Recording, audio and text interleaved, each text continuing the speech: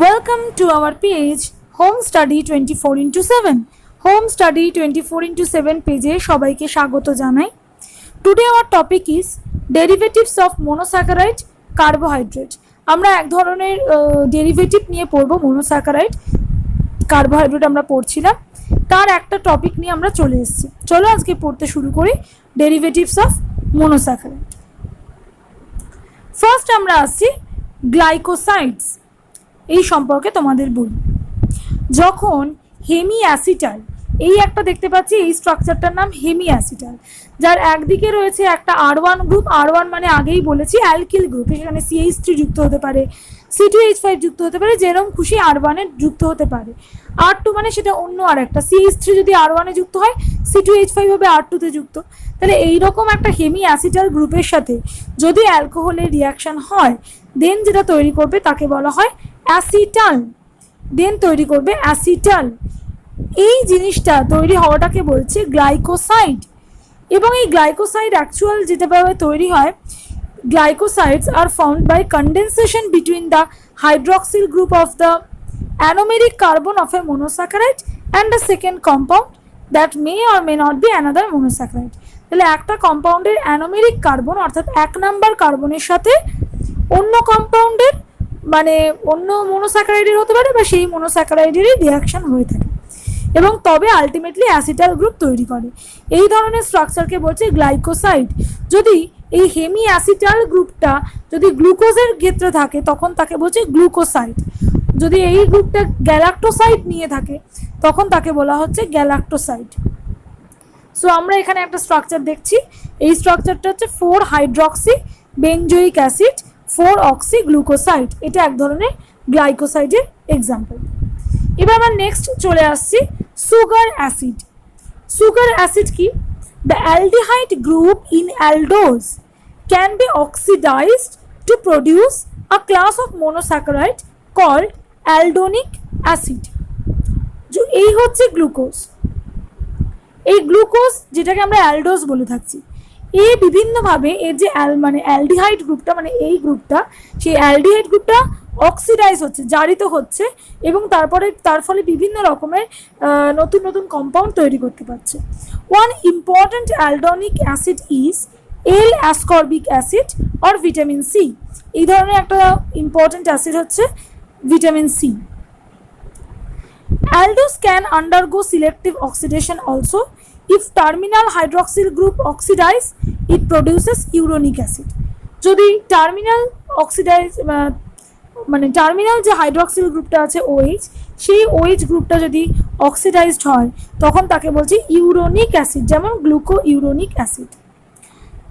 If both the aldehyde group and the terminal hydroxyl group oxidize, then it is called aldaric acid.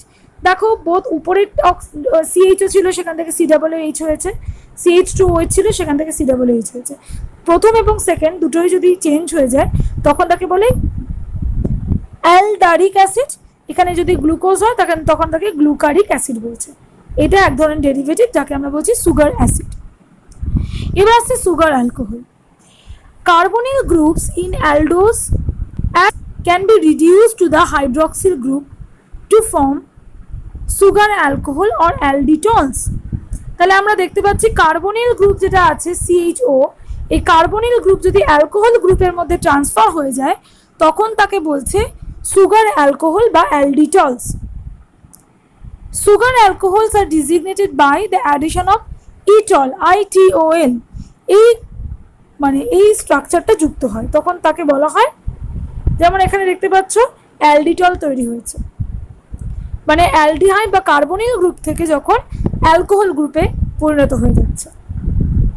আর একটা portion হচ্ছে amino sugar. Amino সুগারে আমরা কি দেখছি?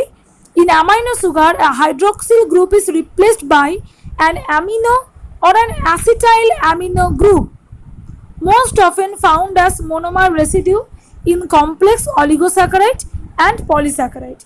এই ধরনের অ্যামিনো সুগারটা অলিগোস্যাকারাইড বা পলিস্যাকারাইডের ক্ষেত্রে দেখতে পাওয়া যায়। মেন যেটা এখানে হয়, এদের যে হাইড্রক্সিল গ্রুপ আছে সেটা রিপ্লেস হয়ে যায়, রিপ্লেস হয়ে গিয়ে তৈরি করে actual acetal amino group or এই যে হাইড্রক্সিল গ্রুপ মানে এই যে দেখতে পাচ্ছ অ্যামিনো গ্রুপটা NH2 যেটাকে আমরা বলতে পারি সেই অ্যামিনো গ্রুপ বা হাইড্রক্সিল গ্রুপ, এখানে তো থাকে হাইড্রক্সিল গ্রুপ, এটা রিপ্লেস হয়ে গিয়ে এই স্ট্রাকচারটা তৈরি করছে। অর্থাৎ একটা অ্যামিনো গ্রুপ বা একটা আমি বলতে পারি অ্যাসিটাইল অ্যামিনো গ্রুপ যুক্ত হচ্ছে। এই যে এই OH-টা চেঞ্জ হয়ে যাচ্ছে, এখানে তো অ্যাকচুয়াল হাইড্রক্সিল গ্রুপ থাকে, OH থাকে, এটা যে চেঞ্জ হয়ে যাচ্ছে এটাকে বলছে অ্যামিনো সুগার। এবং এই ধরনের এটাও এক ধরনের ডেরিভেটিভ অফ গ্লুকোজ। N-অ্যাসিটাইল গ্লুকোসামাইন গ্লুকোসামাইন ডেরিভেটিভ। N-অ্যাসিটাইল গ্লুকোসামাইন আমরা দেখতে পাচ্ছি এটা এক ধরনের গ্লুকোসামাইন ডেরিভেটিভ। এটা কিন্তু মোনোস্যাকারাইডের থেকে তৈরি হয়েছে, গ্লুকোসামাইন থেকে অ্যাসিটাইল গ্রুপের সাথে যুক্ত হয়ে এরকম অ্যামিনো সুগার তৈরি করেছে। তাহলে আজকে আমরা ডেরিভেটিভ অফ মোনোস্যাকারাইড পড়ে ফেললাম। আমাদের পেজের সাথে যুক্ত থাকো, আমরা এরকম বায়োমলিকিউলসের প্রতিটা টপিক সাথে থাকবে recent update and NCERT base NEET biology নিয়ে চলে আসছে। সো স্টে সেফ এবং অবশ্যই আমাদের পেজকে লাইক করো, সাবস্ক্রাইব করো, শেয়ার করো। সাবস্ক্রাইব করলে তোমাদের কোনো এক্সট্রা কিছু লস হবে না, শুধু বেনিফিটেড হবে। এটাই যদি আমাদের চ্যানেল তোমাদের ভালো লাগে তাহলে সাবস্ক্রাইব অপশানে ক্লিক করবে এবং বেল আইকনে যদি ক্লিক করো তাহলে তোমরা রেগুলার বেসিস নোটিফিকেশন পাবে। এর জন্য কিন্তু সাবস্ক্রিপশন করার জন্য কোনো টাকা পয়সা লাগে না, শুধু তোমরা নোটিফিকেশনটা পাবে, যেটা তোমাদেরকে অনেক বেশি আমাদের চ্যানেলের কাছাকাছি নিয়ে আসতে সাহায্য করবে। এবং যখনই আমরা একটা ভিডিও আপলোড করব তোমরা সেটা দেখতে পাবে। Thank you so much, thank you very much.